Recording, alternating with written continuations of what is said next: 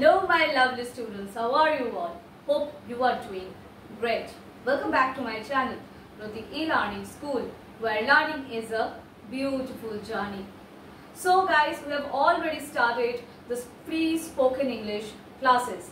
This is the day number 2. So, are you excited for today's class? So let's start today's video.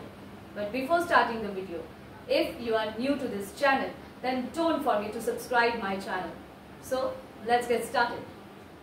So today we are going to learn what is gender. Gender is the easiest part of English grammar. So let's start. So what is gender actually? Let's see.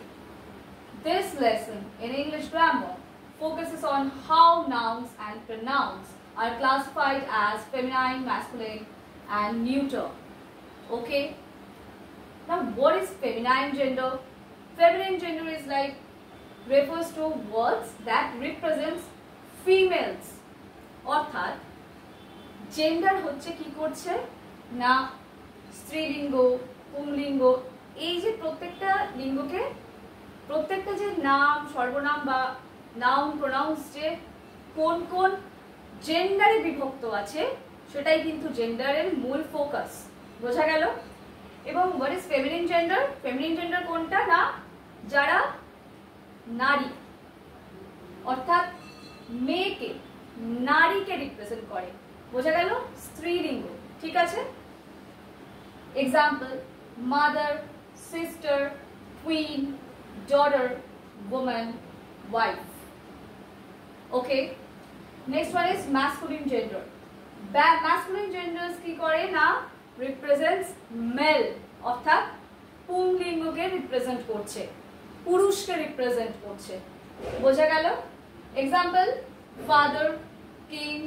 son husband etc okay you can make more examples okay now let's see what is neuter gender now let's see what is neuter gender okay now it refers to words that neither masculine nor feminine. It represents objects, concepts, animals without a specific gender. Neuter gender basically কি করে না কোনো concept হতে পারে কোনো object কোনো জিনিসকে বা কোনো কি বলবো কোনো অ্যানিমালকে রিপ্রেজেন্ট করছে বা কোনো প্রাণীকে রিপ্রেজেন্ট করছে উইদাউট তার স্পেসিফিক জেন্ডার ঠিক আছে আমি এখানে কয়েকটা examples I have given see book chair tree cloud তো বেসিক্যালি কোনো অবজেক্টকে রিপ্রেজেন্ট করছে বা কোনো এমন কিছুকে রিপ্রেজেন্ট করছে যার স্পেসিফিক জেন্ডারটা মানে স্পেসিফিক ভাবে কোনো জেন্ডারের উল্লেখ নেই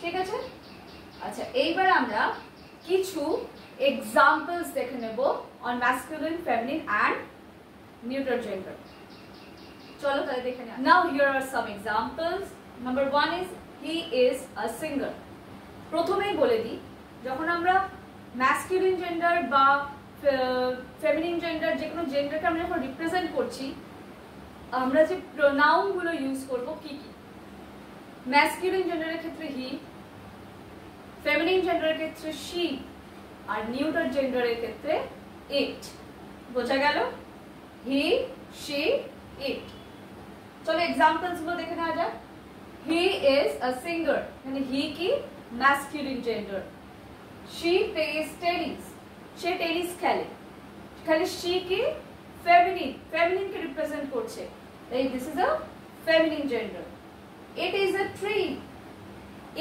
a tree একটা গাছের কথা বলা হচ্ছে তো যখন আমরা অবজেক্টের ব্যাপারে কথা বলছি তখন আমরা কোন জেন্ডার ইউজ করব neuter gender সেক্ষেত্রে আমরা কোন প্রোনাউনটা ইউজ করব it is a tree the house is beautiful